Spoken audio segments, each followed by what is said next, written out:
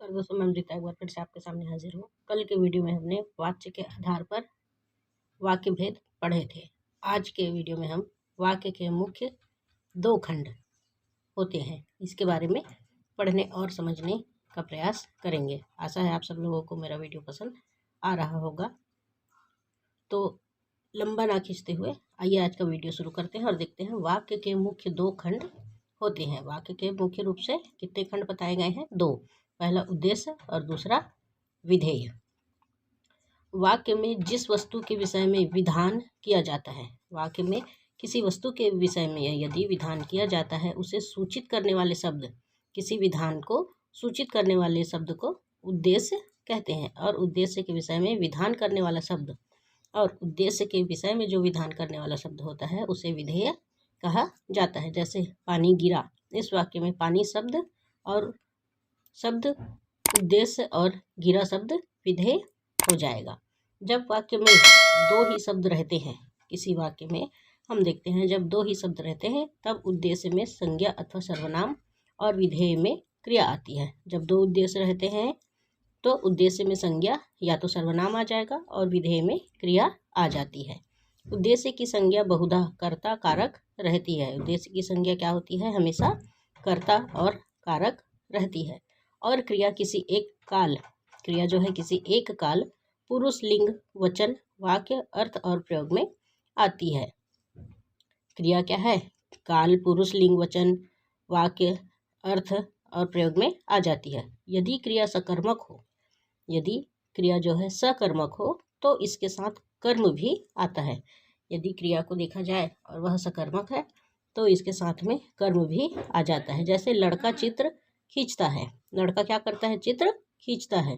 इस वाक्य में चित्र कर्म है और वाक्य के और भी खंड होते हैं, पर वे सब मुख्य दोनों खंडों पर आश्रित होते हैं। वाक्य के और खंड होते हैं किंतु मुख्य रूप से ये 2 खंड पर ही आश्रित होते हैं। बिना इन दोनों अवयव अर्थात उद्देश्य और विधेय के, ये जो 2 अवयव हैं उद्देश्य और विधेय, इनके बिना वाक्य नहीं बन सकता है। और प्रत्येक वाक्य में एक संज्ञा और एक क्रिया अवश्य होती है। प्रत्येक वाक्य जो हम देखते हैं उसमें एक संज्ञा और एक क्रिया होना आवश्यक है। इसके बिना क्या है? वाक्य नहीं बन पाता है। अगला है उद्देश्य और उसका विस्तार। उद्देश्य और उसका विस्तार। उद्देश्य को कर्ता भी कहते हैं, जो शब्द उद्देश्य के अर्थ में विस्तार करते हैं। उद्देश्य को क्या कहा जाता है? कर्ता भी कहा जाता है, जो उद्देश्य के अर्थ में विस्तार अर्थात फैलाव करते हैं। उन्हें उद्देश्यवर्धक कहते हैं। जैसे मेरी पुस्तक लाओ, इसमें मेरी पुस्तक उद्देश्यवर्धक है। उद्देश्यवर्धक 4 प्रकार से बनते हैं। पहला विशेषण से, खाकी निक्कर पहनो। संबंध कारक, मेरी पुस्तक लाओ। समानाधिकरण से, महाराज दशरथ राम के पिता थे।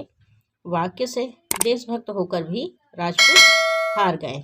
इसके उद्देश्यवर्धक 4 प्रकार से बनते हैं। ये चारों प्रकार जो हमने पढ़ा है वे है।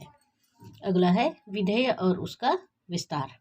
मुख्य रूप से विधेय को क्रिया भी कहते हैं। विधेय को मुख्य रूप से क्रिया के नाम से भी जाना जाता है। जो शब्द विधेय का विस्तार करते हैं, जो विधेय शब्द का विस्तार करते हैं, उन्हें विधेयवर्धक कहते हैं। जैसे मीरा कल आएगी, राम निबंध लिखता है। इसमें क्रमशः आएगी लिखता है विधेय है और कल निबंध अपने अपने विधेय का विस्तार है। विधेय का विस्तार कई प्रकार से होता है। विधेय का विस्तार जो है कई प्रकार से होता है। जैसे पूरक से, मेरी टोपी काली है। क्रिया विशेषण से, धीरे धीरे पढ़ो। विशेषण से, पहला सिपाही लाल घोड़े पर चढ़ता है। इसमें विशेषण बताया है, पहला सिपाही लाल घोड़े पर चढ़ता है और इसमें क्रिया विशेषण बताया, धीरे धीरे पढ़ो। पढ़ने का क्रिया हो रहा है। पूरक से, मेरी टोपी काली है, रंग है। पूर्वकालिक क्रिया से, वह पढ़कर आ गया है। पूर्वकालिक क्रिया अर्थात यह क्रिया पहले हो चुका है। कारकों से, कर्म कारक से, नमिता रामायण पढ़ती है। कर्म कारक से नमिता क्या पढ़ती है? रामायण पढ़ती है। करण कारक से, पुनीत पेंसिल से लिखता है। करण और कारक, पुनीत पेंसिल से लिखता है। संप्रदान कारक से, पत्ते वृक्ष से गिरते हैं। संप्रदान, ये बीच में जो दिया गया है से, वह क्या है, एक संप्रदान है। तो आज के वीडियो में हमने देखा वाक्य के मुख्य 2 खंड होते हैं, उसके विस्तार के बारे में पढ़ा और समझने का प्रयास किया है।